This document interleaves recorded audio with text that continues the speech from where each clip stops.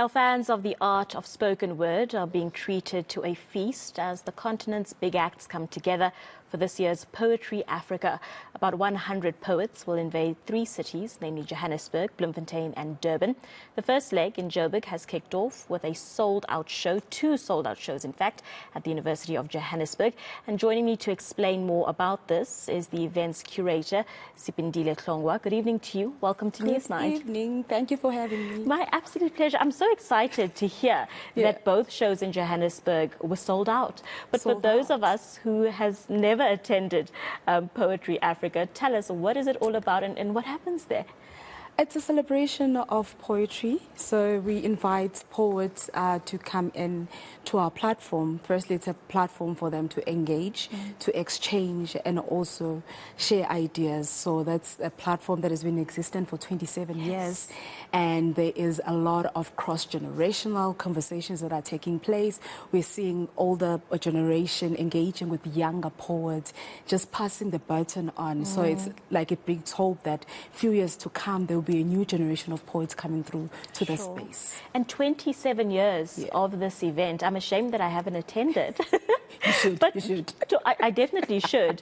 But talk to me about how the space in this event specifically has then grown and developed over the past 27 years. It has grown so much. When I actually look at the archives of the festival, we have moved from having maybe 10 poets. Over the years, we moved to having 20 poets in the lineup. And currently, we're sitting at 100 poets who are participating, both online and live. So it has grown enormously with the younger people coming into play as well. We don't actually see it and look at it as a form of engaging with just the older generation, but all these young poets are coming into play and they are speaking out.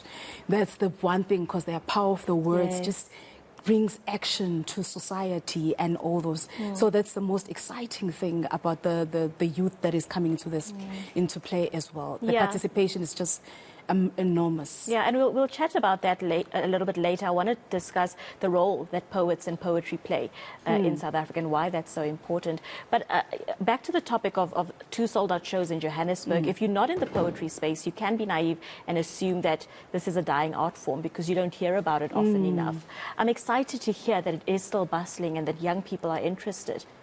It's far from dying, I must assure you on this one. That's great to hear. In my years of curating the festival, I can just see that we still have a long way to go as South Africa. And also poets are actually our voice of reason. They are our healers. They are also our prophets at the very same time. So it's like every time you looking forward to something new. We just had the Kiarabeti Khositile Memorial Lecture on Thursday, which opened the festival. And we'd see there's, we had Prof. Wali, the older generations, Prof. Wali, Lebo Mashile, Philippa de Villiers, but the audience were the youth. So which means it's not going to die out anytime soon. There is a future for poetry in South Africa. And I think it's exciting to see something that young people are still excited about and they want to be involved in. I'm excited because a little bit later we are going to be hearing from a poet, Solly. He's going to be doing a spoken word for us. Just tell us a little bit about him and the work that he's been doing in the space. He currently... Right now, we run as part of the Poetry Africa Festival. We have the Slam Jam competition. So currently, he's in the top 5. We had the Slam Jam competition semi-finals yesterday in the evening, and he's currently in the top 5, going to compete for a title, and then we'll get to represent South Africa in the next World Poetry Slam Championship. So it's a championship that has been going on for 2 years now. In 2022. We sent through a representative to Brussels to actually represent us, which is Kabisoville, and came back victorious. And this time around, we are sending on Tuesday next week. We're sending Kwanele Nyembe to represent us in Rio de Janeiro. So he's a slam artist, spoken word artist. But what I liked about them is what specifically Solly. He's also a theatre practitioner. He's got a show that is opening the festival in Durban, which is the Four Horsemen, together with 3 other spoken word poets, Masai Sepuru, Tutugani Mieza, as well as Jonathan Lefinia. So they're opening up the Durban leg of Poetry Africa. Beautiful. So they're using theatre to present their poetry, which is quite interesting. So we need to stay tuned for that performance. Stay tuned. I can't wait. I'm so excited. So let's talk about the program. Joburg is done and dusted. You're moving to Durban and Bloemfontein. Yes. So what can our Durban and Bloemfontein viewers expect? What does the program look like? What happens once you walk through those doors? Sure, we have a keynote address. Our featured poet for this year is Eugene Skiff. So he's going to be delivering his keynote address, and then we're going to have the performance, the 3 horsemen. We're also seeing a lot of poets collaborating with musicians. We are going to be having a show with Anton Kruger and Paul Helmer, the piano and poems. Everyone is a bridge. So I'm looking forward to that, and also it's linked to a book launch as well. Okay. Yeah, and then there's another book launch with in partnership with HSRC.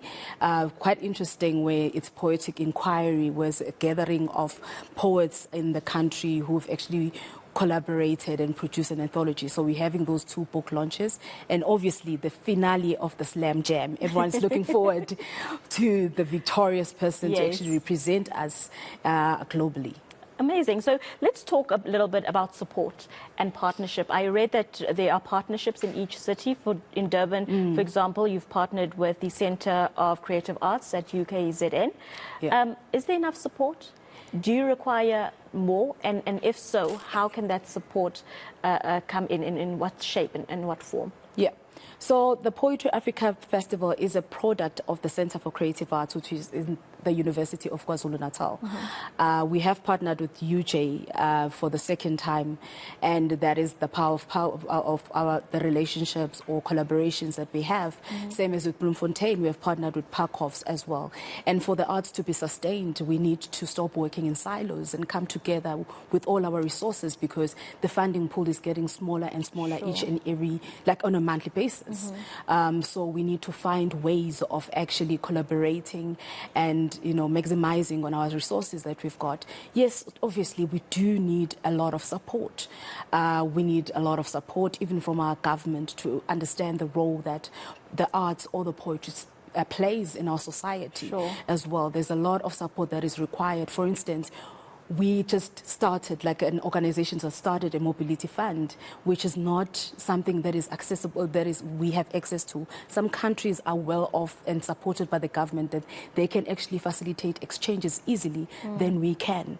And we have our poets, but they're conformed within the walls of the of South Africa only. They can't even go to an African country because it's so expensive. You have to go to Dubai to actually get to an African country. So there's a lot of complexities, and also distribution of publications. It's so expensive to even have a book, to sell a book. It's more like you're losing money if you're a poet or a writer themselves, because they're expensive. The production of a book is expensive. Well, we hope this conversation will shine the spotlight on those needs and create the necessary support. But thank you very much for your time. Thank you for shining the spotlight on the arts and for all the work that you do in this space. I appreciate it. Thank you for having me. My absolute pleasure. That was Poetry Africa curator Sipindile Hlongwa.